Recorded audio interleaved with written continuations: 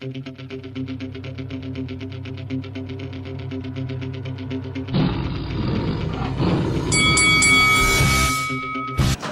this is Eddie Hearn, and you're watching Lights Out. This is Faisal Khan for Lights Out, and with me via Zoom, all the way from the good old United States of America. Delighted to be joined by Justin Biggs. Justin, Happy New Year, brother. How's it going? Everything is great, man. Happy New Year to you as well, man. Thank you for having me. Well, appreciate it. Thank you for coming on. Thank you for jumping on so late. It's currently 2:30 in the morning UK time, so we're a bit ahead of you right now. But you know what? The grind never stops, man. Justin, first of all, 2021, massive year for yourself. Hopefully, it's a better year for boxing. We know the corona pandemic slowed a lot of things down in terms of the sport of boxing last year, but we kind of brought the sport back towards the second half of last year. What can you tell us about your plans for 2021? And we understand that you're scheduled to be out in mid-March, I believe. Yes. Scheduled for March 6th. I'm throwing the card in. I'm fighting on that card. Just a lot of activity for next year. Looking to fight for a WBC title. After my next two fights, looking to promote my sister. She's fighting, and some other fighters that I have as well, and just build the brand, build the promotional company, and build the network. You mentioned the WBC title. You're currently 8-0 with 6 knockouts. Why do you feel that you're ready at such an early stage in your career to challenge for the WBC world title? Well, I feel like in the next two fights, it won't be the world title, but it will be like one of the interim or United States titles. Just moving up that way. But I feel like within the next 5 fights, I would be able to do that. I just think that in my career, I've always been moved really fast. I had to learn fast. And I fought a lot of people with a lot more experience. So I feel like every fight I have is like 5 fights. So I feel like I have a lot of experience, and a lot of fighters I've been dealing with, and I just know what I could do, and believe in myself. Many people will say on route to a world title shot, especially in the sport of boxing, you need that middle test, that test to know where you're at in your career. So I take it that's where within these next couple of fights we're expecting you to see yourself in with better, highly ranked opponents. Outside of the world champions, it's an exciting division in terms of the fighters you've got over in the US in the 154 division, and of course in the UK as well. We've got some good fighters currently in 154. Like to see yourself in with next, that's going to give you that test to show us what qualities you've got, and that will push you forward to a world title shot. Anybody pretty much in the top 15. You have like you got Jorge Cota. You have a lot of other guys that's kind of flying around in that area. I mean, I fought people that have fought for, in my 6th fight, a guy that fought Charlo Lubin. He fought for the WBA title, WBA interim title, WBC title.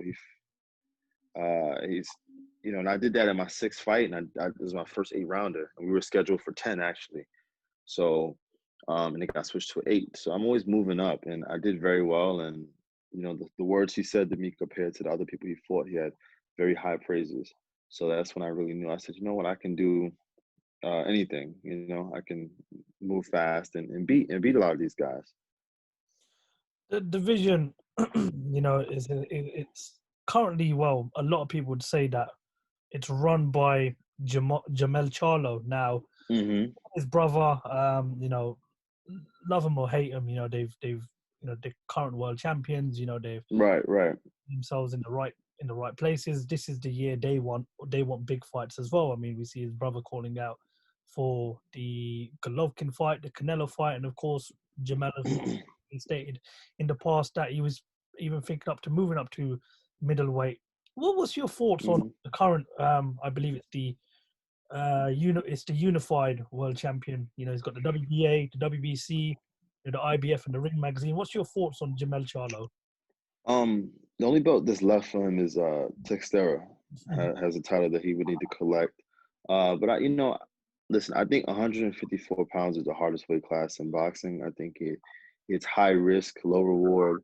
No one has a really great, incredible name. You don't beat anybody in that weight class and get on the pound for pound list, but it's filled with a lot of talent. Everyone has pretty much beat everyone.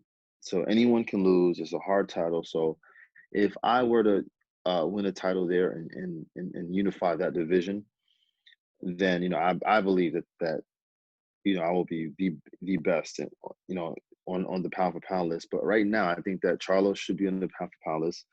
I think that both brothers have a vicious attitude. I think and they're doing it, like them or not, but they're bringing a great attitude to boxing, kind of a savageness that you don't really see in any other fighter. As as we've just said, like them or not, they're still world champions. They're doing, making money, but a lot of people would say they've not had that superior test in their career so far. I mean, we know to hold out for a very long time, the fight with the likes of the Golovkins and the Canelos, Andrades, even maybe the Billy Joe Saunders. When you look at their records, for example, would you give them the credit that they deserve, or do you think that they still don't have that big name on their resume so far? I think that they're pound for pound. I mean, the one that unified, I believe that him beating Banana Man, who knocked out J-Rock, and J-Rock had beat Hurd, and then him beating Tony Harrison, beating him come back and beating Tony Harrison, how deep the weight class is. I believe that the names in the weight class aren't that big, but there's so many good guys that pull up so many upsets in that weight class. So I think he should be on the pound for pound list. And he has pretty much all the titles. The older brother, he's been destructive as well. He just beat Derevyanchenko, who I didn't think he was going to beat. And now, to me, I have him beating Canelo Alvarez. I think that he'll just be too big, too strong for him. And Canelo hasn't fought him. He's been Canelo's mandatory for maybe 2 years now. So I believe he's probably the best. He's the best middleweight in the world, and I think that the other one is the best 154 pounder. What usually happens in the 154 division that I feel happens quite a lot is fighters win a world title at that weight, and then they look to move up to 160 middleweight, even perhaps go up to 168. Is that something you'd be looking to do in your career? Yeah. I'm between here and 147 now, so I'd love to get a title at 147 and move up to heavyweight. That's like my dream. Just keep moving and climbing and win titles in every division, and then that will be it. But that's like my dream. Well, I often believe the last fighter that started off down at middleweight that went up to all the way to heavyweight was Roy Jones Jr. So it's been done before. It can happen again. Yeah, it can happen again, man. It really, really can. And I think that that'll put me in a great place with being a New York fighter, and then also on top of that, just one of the best ever. If I were to be able to do something like that. You mentioned the 147 division, which is again such an exciting division. Now there's a fight in that the world of boxing is very eager to see is Errol Spence Jr. and Terence Crawford, who did 2020 with very good performances. Spence picking up a win against Danny Garcia, and of course Terence Crawford stopped Kell Brook. Now Errol Spence did an interview during the Callum Smith-Canelo fight, and he said that it would have to be either a 60-40 or a 70-30 split for that fight to happen with Terence Crawford. And he's also, publicly come out and said that he's really interested in moving up a few weights to fight Canelo Alvarez. Now, fellow American, I have to ask you, do you think Errol Spence is just looking for a payout with Canelo, or do you really think he's interested in the fight with Terence Crawford? I believe that here's the interesting thing about Errol Spence. Errol Spence, I remember watching him fight at 154. I think that he was better at 154. Okay. I think that he believes at 160 he's actually performing at a weight closer to what he walks around at. And he's looking at Canelo is very elusive, but Canelo doesn't have an incredible punch rate. And also Canelo's only like 5'8", 5'9". So he's looking at these things. He's saying, I'll be physically stronger. and I'll be able to outpunch Canelo Alvarez. And also on top of that, Canelo is not a devastating one-punch knockout artist. So these things mixed with that, and him able to have good boxing ability, he believes that he can beat Canelo Alvarez. And being in a car accident and almost having a near-death experience, I believe that he understands how dangerous it is risking his life every fight. So now he's looking to get more out of the game. As a fan, what do you want to see next? Do you want to see that fight with Terence Crawford, or would you be interested to see him go up to 160 and fight Canelo Alvarez? Realistically, I want to see him and Terence Crawford. But I believe there's things about that fight that I kind of Errol can win. I would watch him fight Canelo as well, just because it'll be interesting. But he hasn't knocked Canelo Alvarez out. He's not getting that decision. So, and I don't believe that he would knock Canelo Alvarez out. But I want to see him and Terence. That's really what the world wants to see. 100%. But I mean, at the same time, a lot of the boxing world would welcome a fight with Canelo Alvarez just to see how he gets on with a fight like Canelo and how he can handle the weight class. I've got to ask for your thoughts on Deontay Wilder now. I believe a few months ago he come out and made accusations against Tyson Fury. Mark Breland of spiking his water. I mean, over here people like Deontay Wilder. They think right. painting. They rate the power that he has in his punches, but a lot of people would say he's let himself down after that Tyson Fury fight. As a boxing fan, and again as a fellow American like Deontay Wilder, what would you like to see him do next? I know Mark Breland personally. He's not the type of guy that would do something like that. I would like to see Deontay move on from there, fight enough, have two more soft touches. Now, if there's some proof that Fury cheated, I didn't really. I laughed at it at first, but then I saw videos of some sparring partners, and I believe it was Steve Cunningham saying something about glove issues, and it could just be a couple sore losers, and it could be jealousy, or there could be some truth to it. But I don't know neither of the guys, but seeing Fury, seeing where he's come from, seeing his attitude, he seems like a very proud man that wouldn't cheat, But it needs to be figured out because it's a lot of cheating in boxing. So there needs to be an investigation. But I believe that Deontay needs to continue to fight, build his confidence back up. And if there was something that he was not doing correctly leading up to his fights, then he needs to also take a step back and go, listen, I wasn't running properly. I was doing this, I was doing that, and just own up to it if it was, things he could have done better. We've obviously, over here in the UK, and I'm pretty sure over in the US, we're not far off from an undisputed fight now between Tyson Fury and Anthony Joshua. Now that's amazing.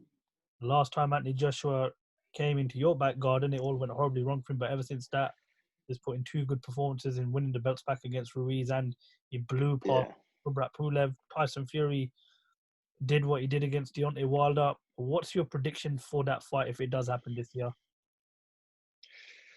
Oh, before he got knocked out by Ruiz, I would have had AJ beating him.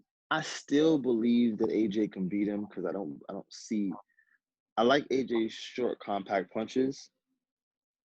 He does seem susceptible to getting hit, but I feel like him and Fury are around the same size, so he kind of can take those punches, and he may be able to outwork Tyson Fury and beat him to the punch. But Tyson is just so mentally strong.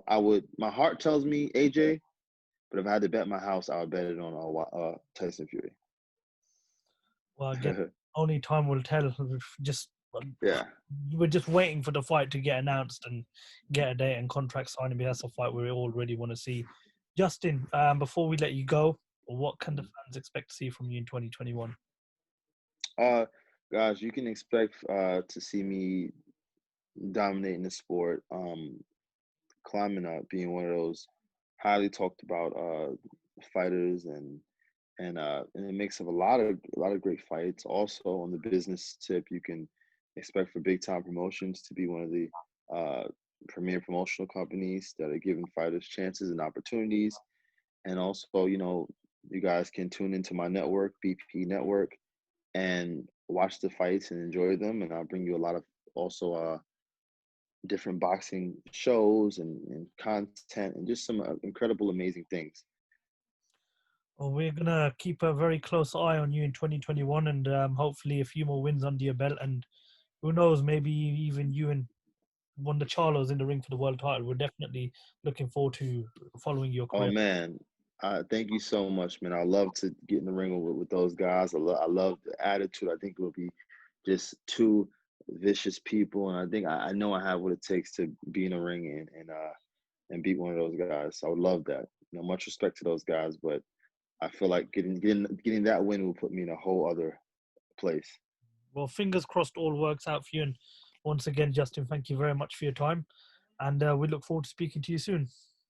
My man, thank you so much. God bless, brother. Justin Biggs, thank you very much for talking to Lights Out. All right.